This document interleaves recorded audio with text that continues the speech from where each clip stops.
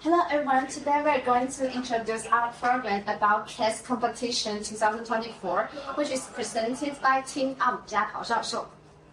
This is our content. Our presentation order is Amazon Goldman Sachs Portage Bay AI RCA and how we can improve Portage Bay.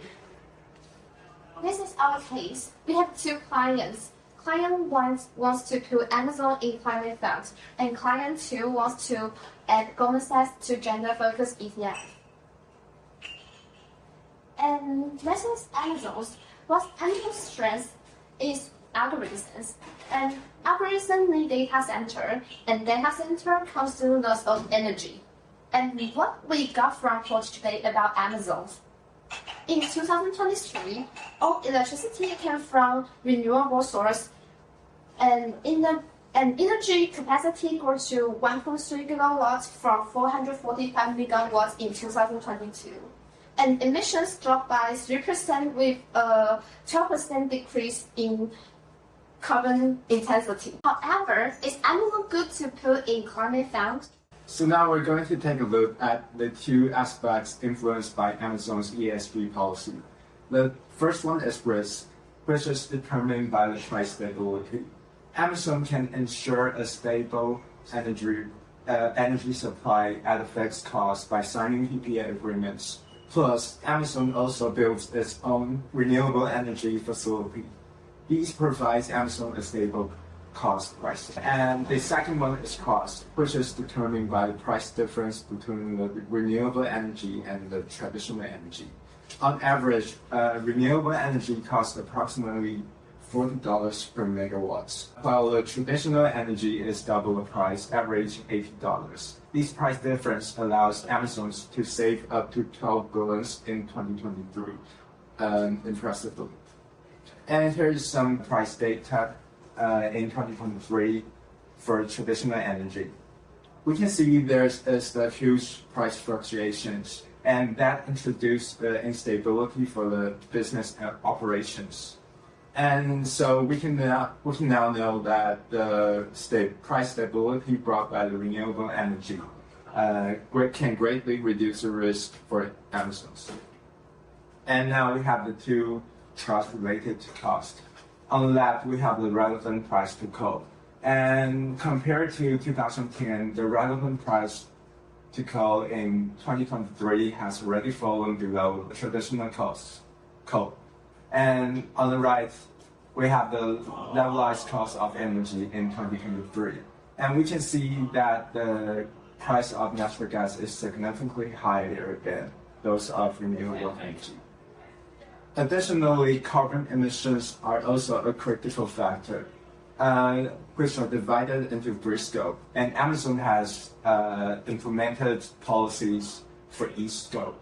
And these policies not only reduce the emissions, but they also reduce the additional costs associated, such as carbon taxes.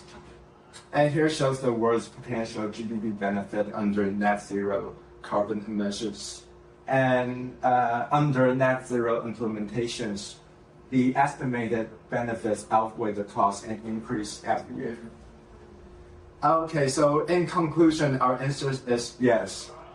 We believe that Client 1 can include Amazon in their climate fund. It's not only because Amazon's ESG policy can contribute to addressing climate issues, but also their ESG policies can bring profit to firms by lowering risk and carbon costs. Moving on, let's take a look at Portage Bay's information regarding Goldman Sachs diversity data.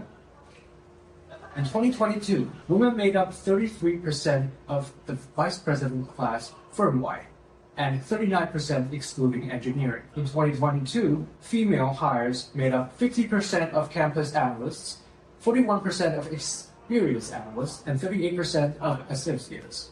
By 2023, 49% of all new hires were women. Its commitment to diversity also earned them some awards. Due to a lack of depth in its data, we decided to dig deeper and design our own metrics. We used three metrics, including female employee ratio, the ratio of female board members, and the median hourly gender pay gap in the United Kingdom.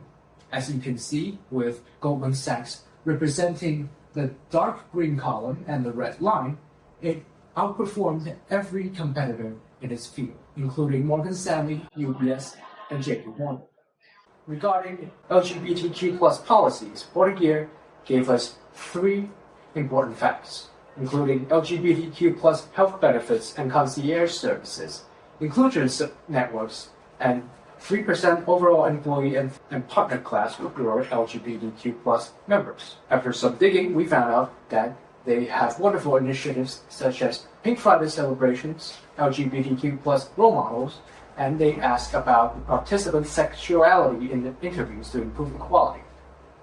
Our conclusion is yes, we will be inclined to indefinitely put Goldman Sachs in the gender-focused ETF because it's a globally recognized LGBTQ plus friendly company that focuses on creating a gender-diverse working environment that includes aspiration goals and initiatives.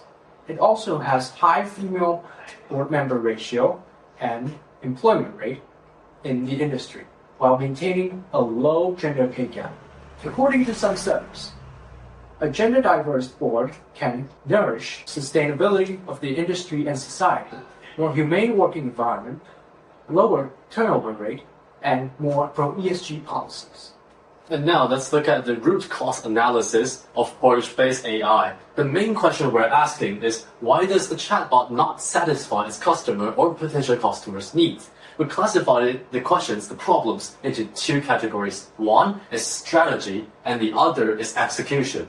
Why? Because strategy-wise, we don't think it provides enough information to inform the investors whether they should invest in the company or not. So we circle the part that says lack financial info. On the bottom part, the execution part, we circle the different company, different information, which means that for different company, what we search for doesn't always come back identical. And next one is contrasting informations. That is for the same information, but with different questions we ask or different wordings, we get different informations. This is an evidence of contradicting informations. See, those should be the same number, but however, it varies from 29% to 42%, which is very, very confusing. After a little research, we found out the actual number is 42%. However, if we have to do the research, why do we need the AI? And this is the proof of ineffective comparison. As you can see in that red box, VP, board, and officers are compared together in the same column of a chart, but they're different things. So they shouldn't be put in the same column, and they shouldn't be comparing against each other. And so happens in a later red box, but let's not talk about it here. So now, how can we improve it? Well, method 1 is logical network. What is logical network? Well, let's look at this graph. So we have a chart on the very top, and those should be comparison standards. AI should generate comparison standards for each and every topic, so that 2 companies can compare against each other with the same standards and not just the information it grasped from its database or online.